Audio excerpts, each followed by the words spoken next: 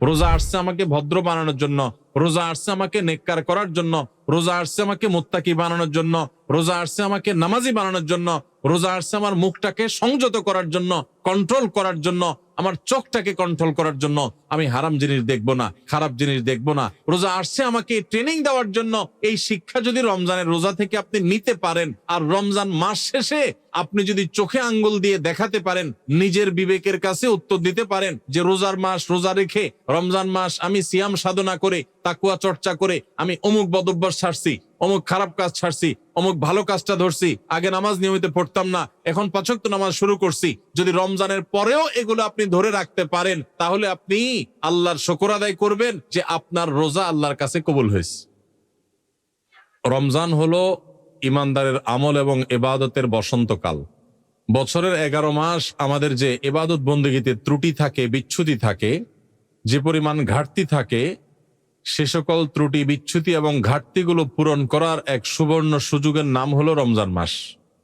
একজন ব্যবসায়ী যেরকম তার ব্যবসার সারা বছরের ঘাটতি পোষায় নিতে পারেন সৃজনের ব্যবসা দিয়া, ইমানদার তার 11 মাসের ইবাদত বন্দেগী, আখিরাতের পথে যাত্রার যে পাথেয় সংগ্রহ করা, সেই সংগ্রহ করার বিষয়ে যে তার ঘাটতি থাকে, ত্রুটি থাকে, বিচ্যুতি থাকে, সেটা তার পোষানোর সুযোগ আসে রমজান মাসে। আমরা বেশিরভাগ মানুষ সারা জীবন রমজান মাসে রোজা রাখি। অনেকে আছেন বয়স এখন 40, 50, 60 বছর পর্যন্ত হয়ে গেছে, প্রতি বছরই মাশাআল্লাহ রোজা রাখেন। রোজা কেন রাখেন সেই উদ্দেশ্যই জানেন না। তাহলে কিভাবে আপনার রোজার উদ্দেশ্য আপনি সফল কাম হতে পারবেন? আপনি কেন রোজা রাখেন সেটাই যদি না জানেন, তো এই রোজা আপনার কি কাজে আসবে? আল্লাহ সুবহানাহু ওয়া তাআলা কোরআনে কারীমে বলেছেন, কুতিবা আলাইকুমুস সিয়াম, তোমাদের উপরে রমজানের রোজা ফরজ করা হয়েছে। কামা কুতিবা আলাল্লাযীনা মিন ক্বাবলিকুম, যেমন তোমাদের পূর্বে যত জাতি এসেছে পৃথিবীতে সবার উপরে রমজানের রোজা ফরজ করা হয়েছিল। তো একইভাবে তোমাদের উপরে রোজা ফরজ করা হয়েছে। সবার উপরে রোজা ছিল আর তোমাদের উপরেও রোজা ফরজ করা হয়েছে। তো রোজা কেন ফরজ করা হয়েছে? লাআল্লাকুম তাত্তাকুন, আশা করা যায় এই সম্ভাবনা তৈরি হবে যে রোজা রাখলে তোমরা তাকওয়া অর্জন করতে পারবা, মুত্তাকি হতে পারবা। তাকওয়া অর্জন করা আর মুত্তাকি হওয়ার মানে হলো আল্লাহর ভয় থেকে, আল্লাহর প্রতি শ্রদ্ধা থেকে, আল্লাহর সকল আদেশ নিষেধগুলো মেনে চলা, এর নাম হলো তাকওয়া। তাকওয়া হলো কি? আল্লাহর ভয়ে, যে আল্লাহর সামনে দাঁড়াতে হবে, আল্লাহর সমস্ত আদেশ নিষেধ আমাকে মেনে চলতে হবে, সেই চেতনা থেকে আল্লাহর সমস্ত আদেশ, সকল নিষেধগুলো থেকে বেঁচে থাকা, সকল আদেশগুলো মেনে চলা আর সকল নিষেধ থেকে বেঁচে থাকা, এর নাম কি? তাকওয়া। রমজানে আমরা রোজা রাখি মূলত এই তাকওয়া অর্জন করার জন্য। তাকওয়া শিখায় আমাদেরকে রোজা। এখন প্রশ্ন উঠতে পারে যে রমজানের রোজা কিভাবে আমাদেরকে তাকওয়া শিখায়? রোজার একটা নিকটবর্তী উদ্দেশ্য আছে, আরেকটা আছে দূরবর্তী উদ্দেশ্য। আমরা অনেক কাজ করি যে কাজগুলোর একটা প্রাথমিক উদ্দেশ্য থাকে, আরেকটা থাকে চূড়ান্ত উদ্দেশ্য। যেমন আপনি এখান থেকে রিকশায় উঠেছেন, রিকশায় উঠে আপনি মেইন রোডে যাবেন, বাড্ডা যাবেন, আফতাবনগর গেইটে যাবেন, রিকশা উঠেছেন। আপনি আসলে বের হয়েছেন, আপনার মতিঝিলে কোনো কাজ আছে। তো আপনি যে রিকশায় উঠছেন, আপনাকে কেউ যদি জিজ্ঞাসা করে কই যাচ্ছেন, তখন এটার দুইটা উত্তর হতে পারে। একটা হতে পারে ভাই রিকশায় চড়ছি, রিকশায় করে আফতাবনগর যাব, বা রিকশায় করে বাড্ডা পর্যন্ত যাব। আরেকটা উত্তর হতে পারে ভাই মতিঝিল যাব, কারণ মতিঝিলে আপনি যাবেন, ওইটাই মূল উদ্দেশ্য। তো মতিঝিল গেলেও রিকশায় তো আর মতিঝিল যাবেন না, রিকশায় আপনি মেইন রোড পর্যন্ত যাবেন, এরপরে বাসে, সিএনজিতে করে আপনি বা অন্য কোনো কিছুতে করে আপনি মতিঝিল যাবেন। তো এই যে রিকশায় করে আপনি প্রথম একটা জায়গায় যাবেন, এরপরে আরেকটা গাড়িতে করে আপনি আপনার মূল জায়গায় যাবেন। এই মূল জায়গায় যাওয়াটা হলো চূড়ান্ত লক্ষ্য, আসল উদ্দেশ্য, শেষ উদ্দেশ্য। আর প্রাথমিক উদ্দেশ্য হলো ওই যে মেইন রোড পর্যন্ত যাওয়া। ঠিক একইভাবে রমজানের রোজার দুইটা উদ্দেশ্য আছে। কয়টা উদ্দেশ্য আছে? একটা হলো প্রাথমিক উদ্দেশ্য, আরেকটা হলো ফাইনাল উদ্দেশ্য। প্রাথমিক টার্গেট, প্রাথমিক লক্ষ্য হলো রমজানের রোজার, এর মাধ্যমে আমরা তাকওয়া অর্জন করব, মুত্তাকি হইতে পারবো।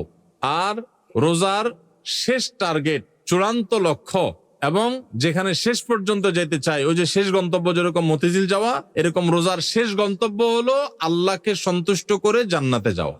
এইটা হলো রোজার শেষ উদ্দেশ্য, ফাইনাল উদ্দেশ্য। এখন প্রাথমিক উদ্দেশ্যটা যদি আপনি অর্জন করতে না পারেন, তাহলে ফাইনাল উদ্দেশ্যে কখনো আপনি যেতে পারবেন?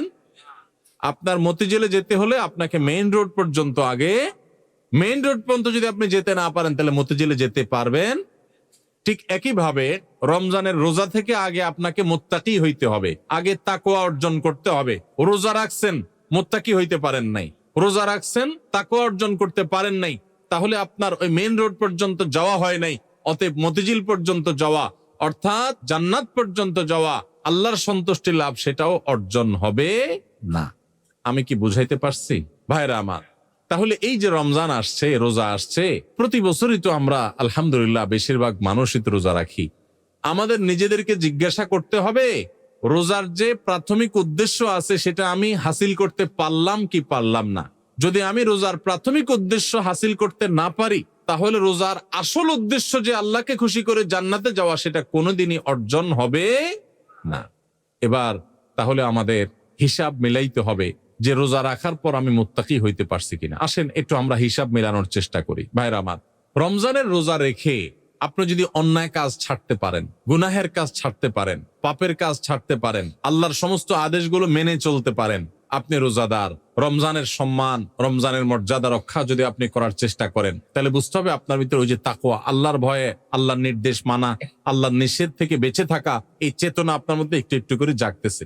এরপরে পুরো মাস রোজা থাকার পর রমজান শেষে যদি আপনার কাছে মনে হয় যে আপনি মাশাআল্লাহ কিছু গুনাহ ত্যাগ করতে পারছেন, আপনি আগে ধূমপান করতেন, আপনি রমজান মাসে যেহেতু রোজার দিনে সারাদিন আপনি ধূমপান করতে পারেন না, আবার রাতে 6-7 ঘন্টা ঘুমায় থাকেন, 1 ঘন্টা তারাবিতে চলে যায়, তাইলে গড়ে 19-20 ঘন্টা বা 17-18 ঘন্টা, 19 ঘন্টা 20 ঘন্টা আপনি এঙ্গেজ থাকেন, চাইলেও ধূমপান করার সুযোগ নাই, তাহলে আর বাকি থাকে 4 ঘন্টা 24 ঘন্টার মধ্যে। তাহলে রমজান মাসে আপনি যদি এই 4টা ঘন্টা কষ্ট করে জিম খিসি থাকতে পারেন তাহলে 1 মাসেই আপনি চাইলে এই বদভ্যাস ত্যাগ করতে পারেন।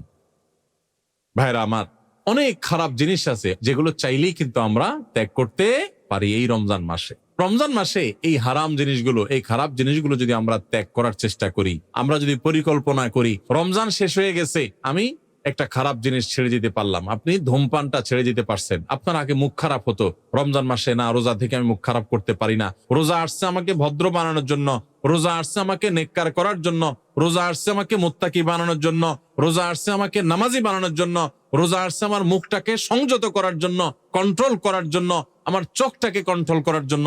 আমি হারাম জিনিস দেখবো না, খারাপ জিনিস দেখবো না। রোজা আসছে আমাকে ট্রেনিং দেওয়ার জন্য।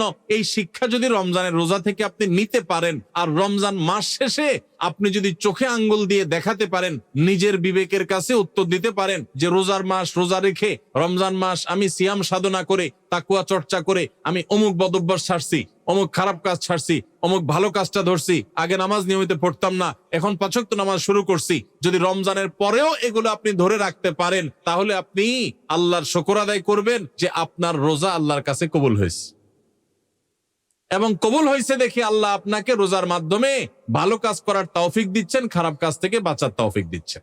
ভাইরা আমার, এই জন্য যে আমাদের রোজাগুলো হবে, রোজার উদ্দেশ্য যেন আমি হাসিল করতে পারি, সেজন্য ভাইরা আমার, আপনি রিক্সা উঠলেন, মেইন রোডে যাবেন, তারপরে আপনি মতিঝিল যাবেন, আপনি মেইন রোডে যাবেন এই জন্য রিক্সা উঠছেন, ঠিক আছে, কিন্তু রিক্সা কোনো কারণে পাঞ্চার হয়ে গেছে, এই পাঞ্চার হওয়া রিক্সা আপনি বসে আছেন, আপনি আর যান নাই, আপনি আরেক রিক্সা উঠেন নাই, আপনি ফেরত চলে আসছেন, তাহলে আপনি কখনো মতিঝিল যাইতে পারবেন না। রমজান মাসে রোজা রাখার পর একটা গুনাহ হয়ে গেছে, এটা হলো চাকা পাঞ্চার হওয়ার মতো, সামনে আগাইতে পারলেন না। তাকওয়া চর্চা করার কথা, গুনাহ এবং হারাম কাজ ছাড়ার কথা, বদভ্যাস ত্যাগ করার কথা, কিন্তু আপনার ত্যাগ করতে পারেন নাই, তাহলে আপনি ওই যে চাকা পাঞ্চার হয়ে যাওয়ার মতো থেমে থাকবেন না, আরো সামনে অগ্রসর হবেন, আরো শক্তিশালী ভাবে অগ্রসর হবেন। ভাইরা আমার, জীবনটা খুব সীমিত বাবারে, অনেক সংক্ষিপ্ত জীবন, দেখতে দেখতে জীবন পার হয়ে যায়। যারা বয়স 30-40 হয়ে গেছে বা আরো কম বেশি আছে, একটু চোখটা বন্ধ করে শৈশবকে একটু চিন্তা করেন, দেখবেন কদিন আগে আপনি ছোট বাচ্চা পোলাপানের মতো হাঁটাহাঁটি করছেন। এই যে পোলাপান ছোটাছুটি করতেছে, এদের মতো কয়দিন আগে আপনি ছিলেন। দেখতে দেখতে 40, 50, 60, 70, 80 বছর জীবন অনেকের পার হয়ে গেছে। বাকি যে কয় বছর আছে এটাও দেখতে দেখতে চলে যাবে। সব পড়ে থাকবে, আপনার ব্যবসা বাণিজ্য, আপনার সংসার, আপনার ঘর বাড়ি, আপনার দোকানদারি, ভাইরা সব থেকে যাবে, শুধু আপনার সাথে আপনার আমলগুলো যাবে। নেক আমল করবেন তো অনন্ত অসীম কালের জান্নাত, আর বদামল করবেন অনন্ত অসীম কালের জাহান্নাম। ভাইরা আমার, সেজন্য রমজান আসছে আমাদেরকে পরিশুদ্ধ করার জন্য, আমাদের মুত্তাকি বানানোর জন্য। মুত্তাকি হব তো ইনশাআল্লাহ, হারাম কাজ ছাড়বো তো ইনশাআল্লাহ।